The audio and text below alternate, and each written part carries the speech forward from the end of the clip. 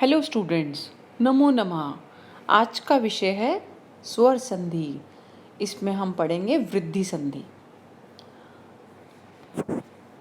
वृद्धि संधि के नियम है अ या आ के परे यदि ए और आई आ जाए तो आई हो जाता है, परे ए की मात्रा लग जाती है। अ और आ के परे यदि ओ अथवा औ आ जाए तो औ हो जाता है।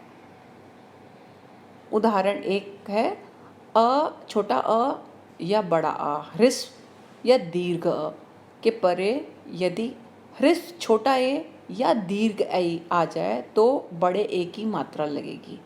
तो पहला नियम जानते हैं, एक जमा एकम, एक क में से अ स्वर निकला और एकम का ए है तो अ जमा में ए, देखो उदाहरण में जो ऊपर लिखा है नियम के हिसाब से अब बड़े आई की मात्रा लगानी है, यानी दो मात्राएं आपको ऐसे लगानी है।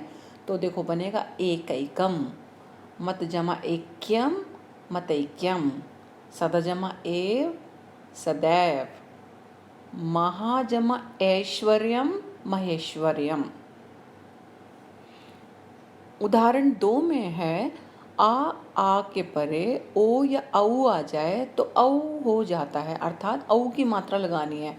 तो तंडुल जमा ओदनम में देखिए, तंडुल में से ल में से निकला अ स्वर और ओदनम का ओ, अ जमा में ओ को औ की मात्रा लगा दीजिए तो तंडुलौ, देखो तंडुलौदनम, तो तंडुलौदनम, परम जमा औषधम परमौषधम, गंगा जमा ओग गंगोग, महा जमा औषधम महौषधम।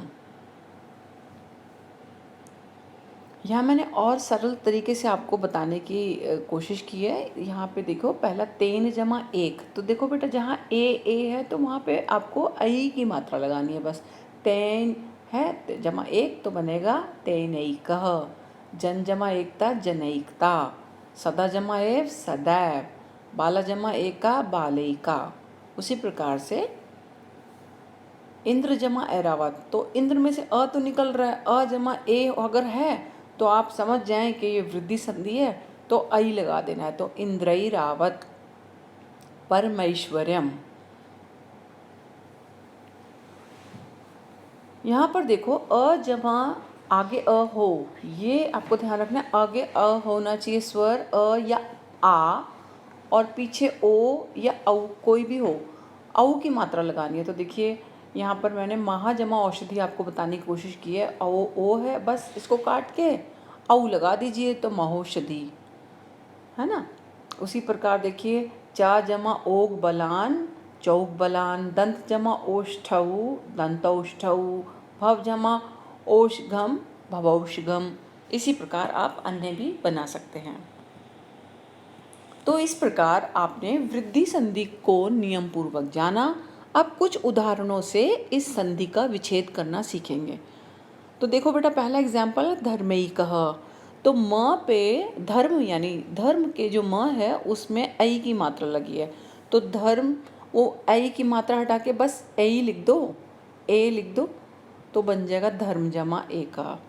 आत्म जो म है उस पे ऐ की है तो आत्म, और उस मात्रा को हटा के ए लिख दो तो बन जाएगा ए। तो अलग जब आप करोगे तो आत्मा जमा में ए होगा, क्योंकि नियम है आ के बाद ए होना चाहिए, तो इसलिए आत्म नहीं, आत्मा जमा में ए। और इसी प्रकार से अन्य उदाहरण भी इसी प्रकार बनेंगे।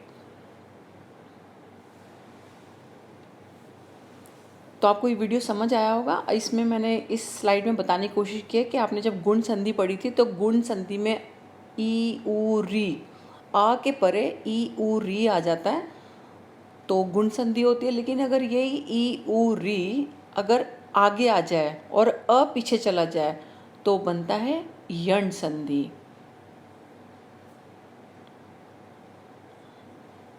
इसी प्रकार से वृद्धि संधि के नियम में यदि देखें अ आगे है, अ के परे यदि ए आई हो और ये ए आई या ओ औ अगर आगे चले जाए और अन्य स्वर पीछे आ जाए तो अयादि संधि होती है। तो वृद्धि संधि का बिल्कुल उल्टा है अयादि संधि, और गुण संधि का उल्टा है आपका यण संधि। पढ़ते रहिए, बढ़ते रहिए, सरलता से सीख जाएंगे। पूरे अंक प्राप्त करने की ट्रिक है ये। आप सभी का वीडियो देखने का धन्यवाद। प्रभु का धन्यवाद।